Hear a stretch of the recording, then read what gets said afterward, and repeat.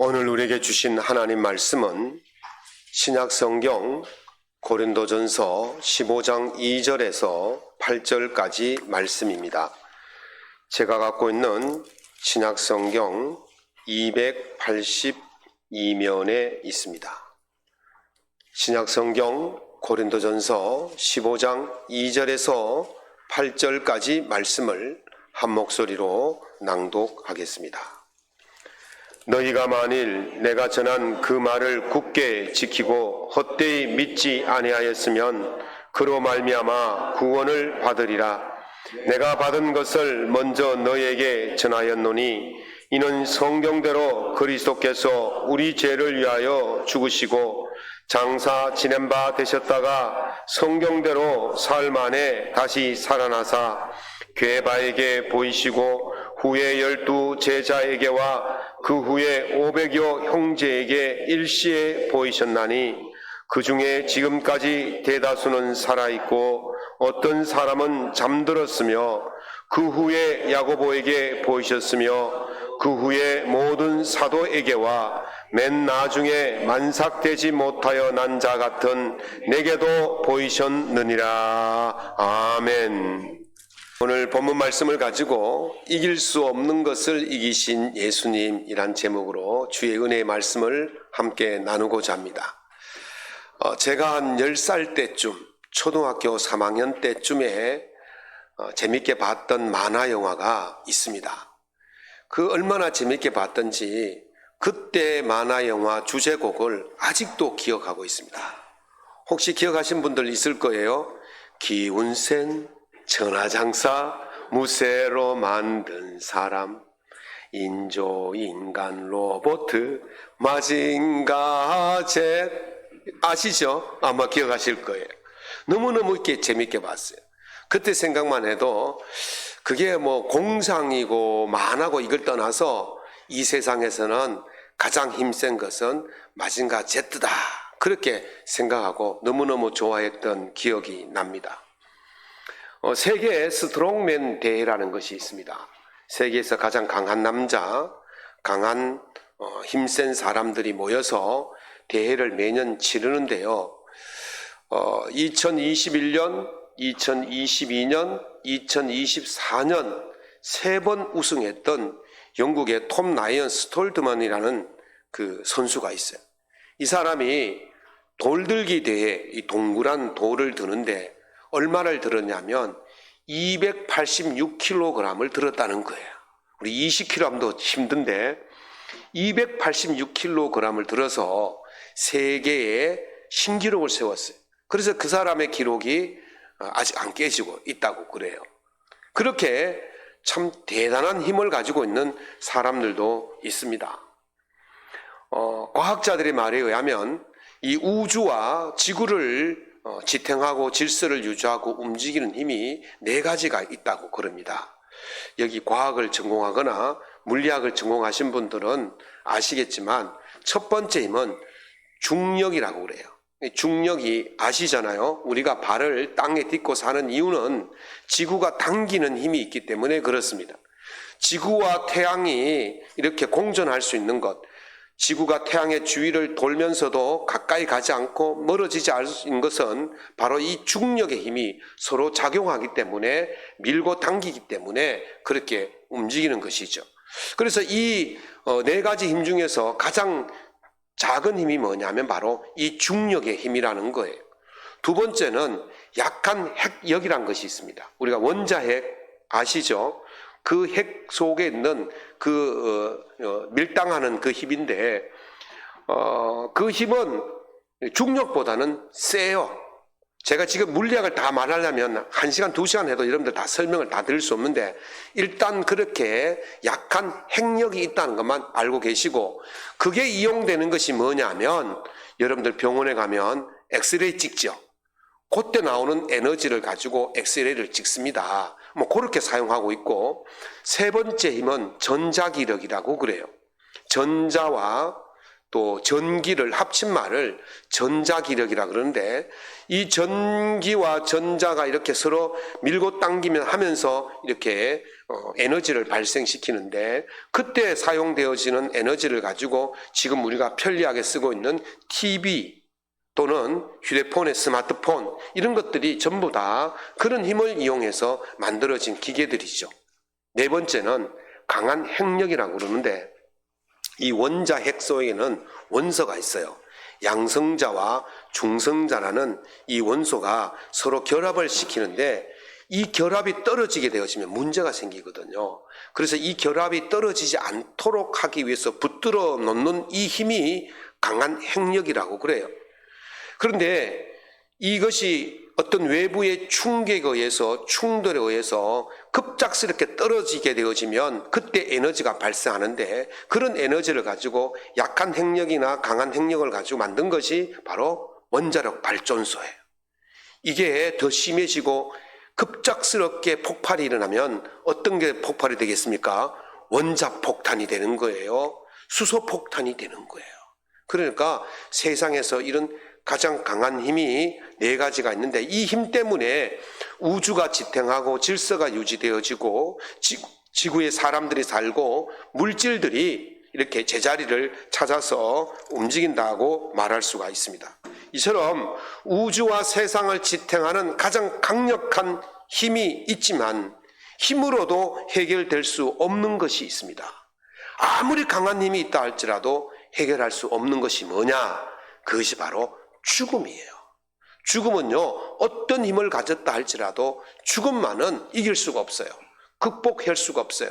해결할 수가 없는 것입니다. 그래서 만약에 죽음을 이길 수가 있다면 그 세상에서 가장 강한 힘이 아니겠느냐라는 것이죠. 그래서 세상을 움직이는 그 강력한 힘으로도 세상을 움직이는 가장 힘센 사람이라 할지라도 할 수 없는 그 일을, 그 죽음을 극복하시고 이기신 분이 바로 우리 주 예수 그리스도이신 줄로 믿으시기 바랍니다. 그분은요, 그래서 이길 수 없는 것을 이기신 예수님이 가장 힘이 세신 분이고 가장 강하신 분인 거예요. 바울 사도는 이렇게 외칩니다. 그리스도께서 죽은 자 가운데서 다시 살아나사 잠자는 자들의 첫 열매가 되셨도다. 아멘. 로봇도 실패하고 원자력 같은 그런 힘을 가진 강대한 힘도 실패하지만 오직 우리 주 예수 그리스도께서만 죽음을 이기신 승리를 하신 줄로 믿습니다. 그래서 우리에게 첫 열매가 되어 주셨어요. 첫 열매가 되었다는 말은 어떤 뜻일까요? 두 번째, 세 번째, 네 번째, 100번째, 10,000번째 열매가 있다는 걸 의미합니다. 예수 그리스도께서 첫 열매가 되어 주셨기 때문에 우리에게도 부활의 열매가 있게 됨을 이야기하는 것입니다. 물론요, 예수님이 죽음을 이기고 부활하셨다, 이 말은요, 믿지 않는 자들은 믿지 않을 거예요. 그리고 우리를 비웃을 거예요. 야, 그건 너희들만의 이야기 아니냐, 그 부활절이라는 거 너희들만의 축제가 아니냐, 그렇게 비웃고 안 믿을 수가 있을 것입니다. 물론 예수님의 부활이 몇 사람의 이야기고 한두 사람의 이야기라면 그 사람들이 착각했거나 환상을 봤거나 꿈을 꿨거나 그렇다고 이야기할 수도 있을 것입니다. 그러나 이것이 착각이나 환상이나 꿈이 아니라는 사실이 저는 여러분들에게 지금 증거를 하려고 그럽니다. 이 착각이나 환상이 아닌 것이 증거가 정말 땅에도 차고 넘치게 많습니다. 그런데 오늘 그것을 다 하면 한 1년 내내 해야 되니까 다 하지 못하고 딱 두 가지, 간단한 두 가지만을 들어서 여러분들에게 무엇이 예수의 부활을 증명할 수 있는지 그 증거 두 가지만을 말씀을 드리는데, 첫 번째 증거는 예수님의 무덤이 빈 무덤이라는 사실을 가지고 증거를 하겠습니다. 세상에서 가장 강한 힘을 가졌다고 자랑했던 자들은 마지막으로 자랑하는 것이 무엇일까요? 그게 바로 자기 무덤이에요. 자기 무덤을 거창하게 만들어 놓고 내가 이렇게 힘이 센 사람이다 라고 자랑합니다. 그 유교의 공자를 가리켜서 이렇게 말합니다. 대성, 지성, 문선왕. 크게 성공한 사람이다. 무엇으로? 성인에 이르도록 크게 성공한 사람인데, 무엇으로 성인에 이르도록 크게 성공했느냐? 문선, 글을, 진리를, 철학을 사람들에게 베풀어 줬다. 그래서 그 사람을 왕이다 이렇게 부르는 거예요. 한마디로 말하면 그 사람은 학문의 왕이다 이렇게 부르는 것입니다. 그런데 이 공자의 무덤이 어디냐면 중국 삼둥선 치푸라는, 우리나라 말하면 곡부라는 그 성에 있어요. 거기 하면 무덤이 다른 무덤보다 좀 크고 사당도 여러 개를 지어 놓고 거기 참배객들이 끊임없이 몰려옵니다. 불교의 석가모니는 죽은 다음에 화장을 해서 그 유골을 8조각으로 나뉘어서 각 지역에 보내서 탑을 세도록 했습니다. 이 불탑이라 그러는데 그게 사리탑이라 그러죠. 그래서 초기에는 이제 그 석가모니의 무덤이 8군데가 있었어요. 그런데 인도의 아소카 왕이 인도를 통일하면서 이 7개의 탑을 허물고 거기에 있는 유골들을 84,000개를 만들어 가지고 전국 각지로 보내서 탑을 세우게 했어요. 그래서 무덤이 몇 개가 됐습니까? 84,001개가 된 겁니다. 84,001개. 그리고 그 이후에 불교가 이제 동아시아로 번지면서 이제 그 석가모니의 그 유골 중에 또 일부를 떼어가지고 이렇게 곳곳에 보내기 시작합니다. 그래서 그게 한국까지 왔어요. 그래서 이 탑을 섭니다. 그래가지고 이제는 그 석가모니의 무덤이 헤아릴 수가 없을 만큼 많이 생겼다는 것이죠. 무엇을 말합니까? 부활하지 못했다는 거예요. 공자도 부활하지 못했다는 거예요. 이슬람의 마호메트의 무덤은요, 그 사우디아라비아의 메단이라는 곳에 있는데 거기에 보면 예언자의 사원, 예언자의 모스크라 그래가지고 아주 멋있게 지어놨어요. 제가 사진을 봤더니만 궁궐도 그런 궁궐이 없을 정도로 멋지게 지어놓고 거기다가 마호메트의 시신을 안치를 해놨어요. 이 사람도 뭐 못했어요? 부활 못했다는 거예요. 중국을 최초로 통일했던 사람이 진시황인데 진시황은 본래 진나라의 6대 왕이었습니다. 이 사람이 6대 진나라의 왕으로 등극을 하자 그때가 기원전 247년이었군요. 그때부터 무엇을 만들었냐면요, 자기가 죽으면 묻힐 무덤을 만들기 시작했어요. 그래가지고 언제 끝났냐면 221년에 진나라가 통일을 합니다. 중국 통일을 하고 난 뒤에 210년에 죽습니다. 그러니까 37년 동안 왕으로 있은 동안 했던 일이 뭐냐? 자기 무덤 만드는 일이었어요. 자기 무덤 만드는 일. 그래서 지금도 그 진시황의 무덤은요, 발굴 중에 있는데 그게 다 발굴을 하지 못할 정도로 어마어마한 규모라는 거예요. 자기 힘을 가지고 어디 썼습니까? 자기가 묻힐 무덤을 만드는 데 썼다는 거예요. 이집트의 역대 왕들은 거대한 피라밋을 만드는데 자기의 왕권을 다 사용합니다. 성경에 보면 고레스라는 왕이 나오잖아요. 이 사람이 페르시아의 키루스 왕이에요. 성경에는 고레스로 나오는데 이 사람의 무덤은 어디냐면 이란에 있어요. 이란 파스르기다라는 그 지방에 이 석조 돌로 기단을 쌓아가지고 한 11m 높이의 그 건물을 만들었어요. 그 중동 전체를 지배했던 이 키루스가 고작 만들었는 게 뭡니까? 11m짜리 우리 교회 건물만한 그런 무덤 하나 만든 것이 다였다는 거예요. 소련을 건국했던 렌닌은요, 어디 있을까요? 모스크바 광장, 붉은 광장에 보면 유리관 속에 방부제 해가지고 안치를 해놨어요. 관광객도 구경하라고. 북한의 김일성은요, 북한 주민들에게 신으로 추앙받았는데 죽었는데 어디 있습니까 지금? 북한 평양 금수산 궁전, 태양궁전이라는데 거기에 방부제 해가지고 유리관 속에 떡 잡아놔놨어. 세상에서 가장 막강한 힘을 가지고 철학적으로 위대하고 문학적으로 가장 위대한 힘을 가졌다는 사람들이 결국 자기들이 자랑한 것은 무엇이었습니까? 무덤이었다는 거예요. 자신이 신이라고 주장하던 사이비 이단 교주들은 다 어디가 있습니까? 신앙촌을 형성했던 박태선은 신앙촌, 부산 기장에 있는 신앙촌 그 뒷산에 묻혀 있습니다. 그리고 통일교 문선명은 자기가 신이라 그랬지 않습니까? 거기는 가평에 자기 그 본부 뒷산에 묻혀 있습니다. 안상홍은 자기가 재림주라고 하나님이라고 그랬지 않습니까? 그 사람은 양상 공동묘지에 묻혀 있습니다. 신천지 이만희는 자기가 재림주고 보혜사고 뭐 성령이라고 떠들고 있지 않습니까? 그런데 지금 청도에 가면 자기가 죽으면 묻힐 가묘를 지금 만들어 놨어요. 아니, 하나님이 무덤이 왜 필요합니까? 하나님이라고 주장하던 사람들이 다 죽으면 다 그렇게 무덤 속에 들어가 있는 거예요. 그리고 힘을 가진 사람들은 자랑하는 건 뭡니까? 멋있고 크고 웅장한 무덤이에요. 거기에 다 시신이 있고 하나도 살아남지는 못했습니다. 무엇을 말합니까? 학문적으로, 세상의 권력으로, 어떤 힘으로도 죽음을 이기지 못했다는 것입니다. 저는 예루살렘에 가서 성묘교회라는 것을 보았습니다. 그것은 예수님이 십자가에 달리셨던 처형 장소와 또 거기서 얼마 떨어지지 않는 곳에 예수님의 무덤으로 추정되는 빈 동굴이 하나 있어요. 근데 그 전체, 그 골고다 언덕을 전체를 다 덮어서 교회로 만들어 놓고 성묘, 다시 말하면 거룩한 무덤 교회다, 이렇게 이름을 지어서 관광객, 순례객들이 이렇게 오고 있죠.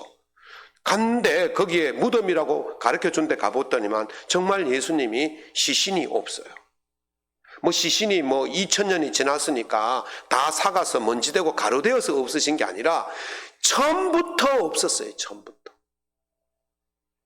예수님이 시신이 무덤이 없었다는 증언을요, 예수 믿는 제자들이 했다면 또 그는 또 안 믿을 수가 있지만 이 증언을 예수 믿지 않는 자들이 했다는데 우리는 거기에 초점을 둬야 되는 겁니다.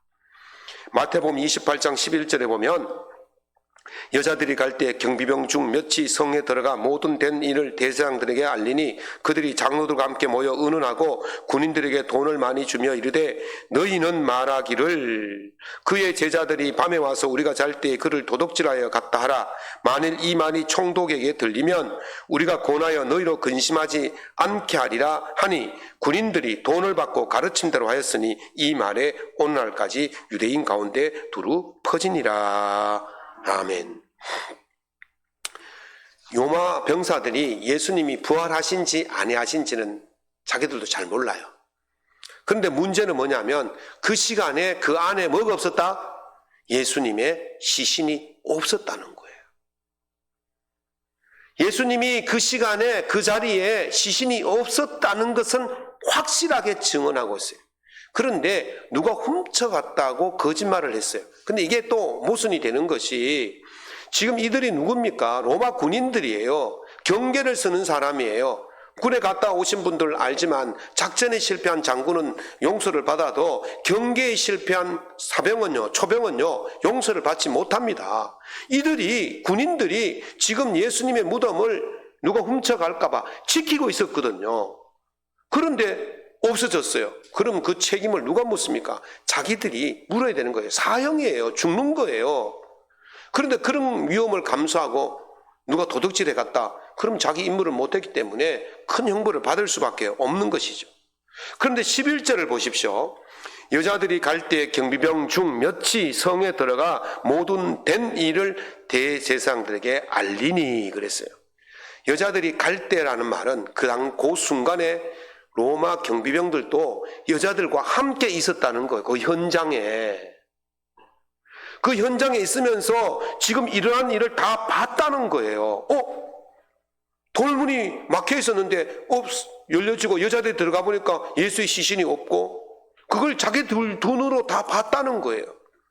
그래서 여기서 여자들이 갈 때라는 말은 예수님께서 너희들이 제자들에게 가서 갈릴리에서 만나자고 전해라. 그 말씀을 듣고 갈 때거든요. 그럼 그때까지 예수님이 부활하신 이후에 빈 무덤이 생긴 그때까지 이 로마 군인들이 그 무덤 앞에 있었다는 거예요. 그 무덤 앞에 있었는데 어떻게 도둑놈들이 로마 군인들을 모르게 가져갈 수 있겠냐 말이죠. 모순되는 말이거든요. 그러니까 그들이 부활을 믿고 안 믿고 문제가 아니고 그 현장에 있었던 그 로마 군인들이 예수님의 무덤에 예수님이 없다는 것을 이들 스스로 증명하였다는 것입니다. 몇십 년 지나서 썩어서 없어져서 가루가 되어서 또는 100년, 200년에 이것이 밝혀진 것이 아니고 그 자리에 있었던 예수를 죽였던 그 경비병들이 그 말을 했다는 것입니다. 감쪽같이 사라진 거예요. 그러면 예수님의 시신은 또는 예수님은 어디 계시겠습니까? 두 번째 증거는 뭐냐면 바로 예수님이 부활하신 그 모습을 목격한 증인들의 증언을 통해서 예수님의 부활이 참이라는 것을 증명할 수가 있습니다. 고린도전서 15장 6절에서 예수님의 승천하실 때에 그것을 목격한 자들에 대해서 이렇게 말합니다. 그 후에 500여 형제에게 일시에 보이셨나니 그 중에 지금까지 대다수는 살아있고 어떤 사람은 잠들었으며, 대다수는 살아있고 어떤 사람들은 잠들었다, 그렇게 말합니다. 바울이 이 서신을 쓸 때에 100년 뒤에 200년 뒤에 쓴 게 아니에요. 이 고린도전서는 AD 57년경에 써져 있으니까 예수님이 승천하시고 불과 몇 년 지났습니까? 30년도 채 안 되다. 30세에 돌아가시고 승천하셨으니까 57년이니까 몇 년 지났습니까? 24년? 그죠? 24년밖에 안 된 그거예요. 근데 그게 아직 대다수도 살아있다, 그렇게 말해요. 제가 이 교회에 온 지가 이제 15년을 됐는데요. 그때 계셨던 권사님 다 계시잖아, 그죠? 15년밖에 안 된 거예요. 근데 20년밖에 안 돼, 30년밖에 안 됐다면 대다수의 사람들은 살아있는 거예요. 그런데 바울이 이 말을 할 때 살아있는 사람들이 야, 거짓말 하지 마, 이러면 다 들통나잖아요. 그죠? 그러니까 이게 전설이 되려면 적어도 몇 년이 지나야 됩니까? 100년은 지나야 돼요. 그런데 이 기록이 언제 되었냐면 AD 37년에 기록이 되어 있어요. 마가복음은 AD 37년이니까 예수님이 승천하시고 사는 뒤에 이걸 기록했다는 거예요. 그러니까 막 그때 있었던 사건들요, 쌩쌩하게 기억하는 사람들이 많다는 거예요. 제가 가끔 제 아내와 이야기하면서 몇 년 전에, 10년 전에 이야기를 들척여서 이야기하면요, 눈이 동그래지는 거예요. 어떻게 그걸 기억하느냐고. 그 10년밖에 안 되니까 기억 못 하겠냐고. 그런 거예요. 10년 정도는요, 우리가 다 기억하죠. 예, 10년 정도는요, 다 기억합니다. 그런데 지금 불과 3, 4년 전의 이야기. 3, 4년 전에 우리나라에 무슨 일이 있었습니까? 코로나가 와가지고 난리 쳤잖아요. 우리 교회가 이쪽으로 이전할 때가 2019년 4월 첫째 주였어요. 불과 5년밖에 안 됐지 않습니까? 그걸 기억 못합니까? 이럴 때? 다 기억해요. 어떻게 이루어진지 다 기억해요. 그런데 지금 예수님께서 승천하신 지 3, 4년 뒤에 쓰여진 이 기록이 거짓이라면 탄핵당하는 거예요. 사람들이 거짓말이라고 공격하는 거죠. 그런데 이게 아무도 그 당시에 거짓말이라고 말하지 않았습니다. 오히려 어떤 일이 벌어졌습니까? 제자들이 복음을 전하니까 하루에 3,000명씩, 하루에 5,000명씩 허다한 제사장들이 예수의 복음의 도에 무릎을 꿇었더라. 아멘. 아니, 생생하게 살아있는 사람들이 있는데 그것이 거짓말이라면 어떻게 그렇게 수많은 사람들이 그 예수의 그 복음에 무릎을 꿇을 수 있었겠냐는 거죠. 우리가요, 법정에서도 한두 사람의 증언만 있으면 그게 증거로 채택이 되지 않습니까? 그런데 지금 몇 명이 봤습니까? 500명이 봤다는 거예요. 500명.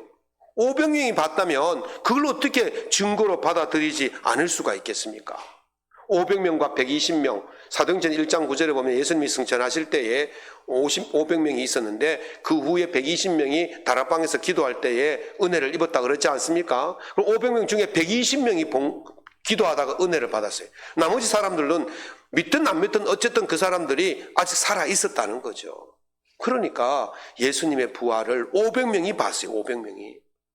그걸 500명이 봤는데 한두 사람이 봤으면 착각이다, 환상이다, 꿈이다, 개꿈이다 그러지만 500명이 봤는데 어떻게 그걸 환상이다, 착각이다 그렇게 말할 수 있겠습니까? 어떤 집단 체면당한 것도 아니고. 그래서요, 무신론자였던 리 스트로빌이라는 그 무신론자 기자가 예수님의 탄생과 또 사역과 부활과 승천은 거짓말이야. 내가 이것을 조사해서 밝혀내어서 거짓말, 교회가 거짓이란 것을 밝혀내겠다고 연구를 했어요. 그래서 수많은 의학자들, 수많은 과학자들, 수많은 또 인문학자들 다 만나가지고 조사하고 몇 년을 연구를 했는데요. 아니, 사람을 만나면 만날수록, 과학자들을 만나면 만날수록, 연구를 하면 할수록, 자료를 조사하면 조사할수록 예수님의 일이 진짜였다는 것이 점점 더 확실해지게 되어지는 겁니다. 그래서 결국엔 이 사람이 예수님이 가짜라는 것을 밝혀내기 위해서 글을 쓰다가 예수님이 진짜다, 예수님의 부활이 진짜다라는 글을 썼어요. 그 책이 바로 예수 사건이라는 책인 거죠. 그 사람이 그 책에서 이렇게 이야기를 합니다. 예수님의 부활 후 출현에 관한 증언과 증거의 수량은 압도적으로 많다. 그 양이 어느 정도가 되냐 하면, 만약 당신이 예수님의 부활 후 출현한 것을 목격한 증인을 한 사람씩 법정에 불러서 15분씩 반대 신문을 한다면 월요일 아침에 시작해서 금요일 저녁 때까지 그들의 증언을 들어야 한다 그랬어요. 그러니까 192시간이라고 이 책에서 말했는데 192시간 동안 계속 예수님의 부활과 예수님이 나타나셨다는 것을 들어야 한다는 거예요. 500명을 다 들으려면. 그렇게 듣고도 안 믿을 사람이 누가 있겠냐, 그렇게 말합니다. 그 책에서 영국 대법원 판사를 재직했던 에드워드 클라크라는 그 판사의 이야기를 실어 놓았습니다. 그 사람이 이렇게 이야기합니다. 내가 부활에 대한 것을 법률적으로 분석을 다 한 다음에 이렇게 결론을 내릴 수 있다. 내가 볼 때 부활은 확증적이다. 대법원에서 많은 판결을 내려봤지만 그만큼 확고한 증거를 갖고 있는 경우는 없었다. 나는 법률가로서 복음서의 증거를 기탄 없이 받아들인다. 그것은 자신들의 증언을 스스로 증명할 수 있는 신실한 사람들의 증언이기 때문이다 그랬어요. 다시 말하면 예수님께서 부활하셨다는 사실을 증언했던 사람들의 그 사람들 자체도 신실하고 그 당시에는 믿을 수 있는 사람들이었고, 또 예수님의 그 부활의 증거를 조사하면 조사할수록 판사적인 관점에서 조사해보니 이거는 확실하다, 그렇게 이야기했던 것입니다. 우주를 움직일 수 있는 가장 강력한 힘도, 세상을 움직였던 가장 강력한 힘도, 가장 강력한 권세도, 가장 멋지고 사람들에게 가장 많은 존경을 받는 철학자도, 문학자도 해낼 수 없었던 그 죽음을 이기는 그 일을 우리 예수 그리스도께서 해내신 줄로 믿습니다. 그래서 예수님이 가장 강력하신 분이고 가장 위대하신 분이고, 그래서 예수님이 하나님이신 줄로 믿습니다.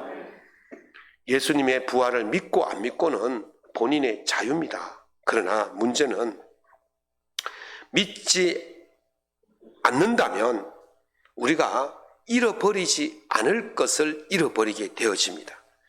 바울사도가 이렇게 말하죠. 2절에 너희가 만일 내가 전한 그 말을 굳게 지키고 헛되이 믿지 아니하였으면 그로 말미암아 구원을 받으리라. 아멘.